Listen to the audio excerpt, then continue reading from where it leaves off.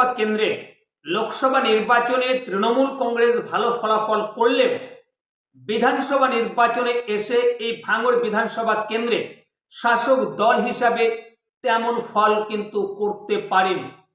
আপনাদের সকলের জানা 2011 সালের বিধানসভা নির্বাচনে যখন সরকারে এসেছে তৃণমূল কংগ্রেস, তখনও এই ভাঙড় বিধানসভা কেন্দ্রে সিপিএম প্রার্থী জয়লাভ করেছিলেন। তারপর 2016 সালের বিধানসভা নির্বাচনে তৃণমূল কংগ্রেস প্রার্থী জয়লাভ করেছিলেন। 2021 বিধানসভা নির্বাচনে এসেও তৃণমূল কংগ্রেস প্রার্থীকে পরাজয়ের মুখ দেখতে হয়েছে। 2021 বিধানসভা নির্বাচনে নওশাদ সিদ্দিকী আপনারা সকলে জানেন জয়লাভ করেছিলেন।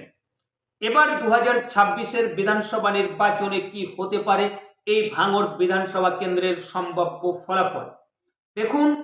আপনাদের সকলের জানা প্রায় 66% মতো সংখ্যালঘু ভোটার এই ভাঙড় বিধানসভা কেন্দ্রে বসবাস করে থাকে। আমরা 2021 বিধানসভা নির্বাচনে দেখেছি সংখ্যালঘু ভোট যে ভাগ হয়েছে, অনেক রাজনৈতিক বিশেষজ্ঞরা বলেছেন। অনেক রাজনৈতিক বিশেষজ্ঞরা বলে থাকেন যে পশ্চিমবঙ্গে যেসব সংখ্যালঘু ভোটাররা বসবাস করে থাকেন তার 90% ভোট কিন্তু তৃণমূল কংগ্রেসের ভোট বাক্সে যায়। আমরা এই ভাঙড় বিধানসভা কেন্দ্রের ক্ষেত্রে 2021 সালের বিধানসভা নির্বাচনে দেখেছিলাম যে না, নওশাদ সিদ্দিকী তিনি জয় পেয়েছেন।